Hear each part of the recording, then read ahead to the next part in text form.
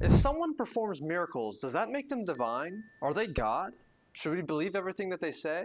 In this video, we'll explore what the Bible really says about miracles, whether they prove someone is a prophet, the Messiah, or even God himself.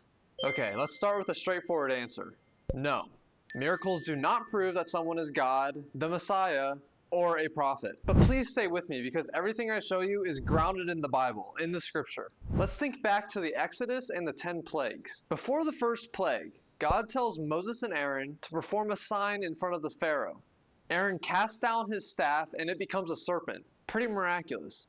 But the very next verse tells us that Pharaoh's magicians did the exact same thing. Then came the first plague. Moses turns the Nile into blood.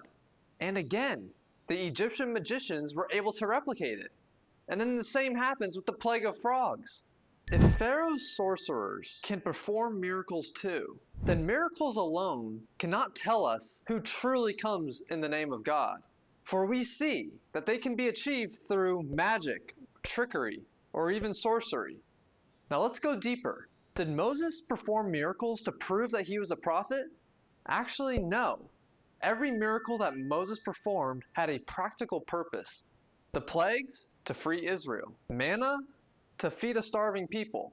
Splitting the rock, because the people were thirsty and needed water. What about parting the Red Sea? To provide an escape, not to prove anything. So then, why do we believe that Moses was sent by God? We believe because of the national revelation that happened at Mount Sinai. There, God spoke to Moses in front of the entire Jewish nation.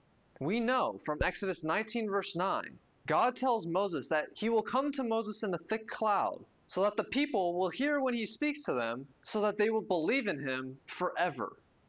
This verse tells us that the true, lasting belief in Moses was not because of the miracles, but because of this revelation at Mount Sinai. We even see earlier, when God first tells Moses his mission, he says, "This will be a sign that I sent you. When you bring the people out of Egypt, you will serve God on this mountain." That was the real sign. Not the plagues, not the parting of the Red Sea. Rather, it was a national revelation, which has not happened ever again. So let's say someone arises and performs signs and wonders, miracles. Should we follow him? Maybe. If he fits the qualifications of prophecy, which we outlined in this video, then we should at least heed his message. But the Torah gives a vital warning in Deuteronomy 13.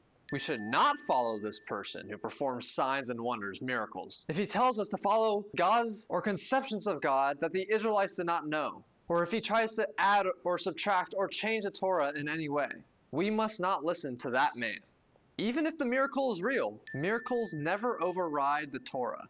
But so then, why are false prophets and other religions able to perform miracles? Actually, the next verse says, in Deuteronomy 13, that through these miracles, God is testing us to see if we truly love him and are loyal to him. Just think for a moment. If only one religion was able to perform miracles, then it would be obvious to everybody which religion is the true religion. This would take away from our free will. But God wants us to be able to choose to follow him with a free choice. All religions have been able to perform miracles, but these miracles are not proof of divine endorsement. They are simply signs that God acts in the world, not necessarily that he approves of the message that is being delivered. Our free will is sacred. With these miracles, God tests us to determine who really cleaves to him. And because of this, we must stay planted in the truth of the Torah and the revelation at Mount Sinai, not swayed by the miracle workers. Now let's go on to another question. Do miracles prove that somebody is God? Come on, this cannot be a genuine question. We just went over that Pharaoh's magicians could perform miracles. Were they God? Obviously not. Pharaoh's magicians performed miracles, so did the prophets, Moses, Elijah, Elisha. Recall, Elijah raised a boy from the dead. Elisha healed leprosy and multiplied oil. Were they divine? Of course not. They were human beings helped by God. Miracles prove power, not divinity. And also, let's just be real, God cannot become human. Last question. Do miracles prove someone is the Messiah? Again, we find in the Bible that the answer is no. Nowhere in the Bible does it say that the Messiah will be identified by the miracles that he performs. Instead, the Messiah will be known because there will be peace in the world and everybody will know and worship the one true God. but I'll save discussions of the Messiah for another video. So why is Moses the greatest prophet? Well, this video explains all of that. But nobody else had God speak to him in front of an entire Jewish nation. National revelation is the strongest foundation, not miracles. And before we end, please, please, please remember, a miracle by itself is not a reason to follow the person or the religion that performs it. Witnessing a miracle is not a cue to follow the miracle worker. Remember Deuteronomy 13. Hopefully you guys have enjoyed this mini-series on prophets. Please always feel free to comment. I love to know your thoughts, questions. Thank you all for watching. See you again next week.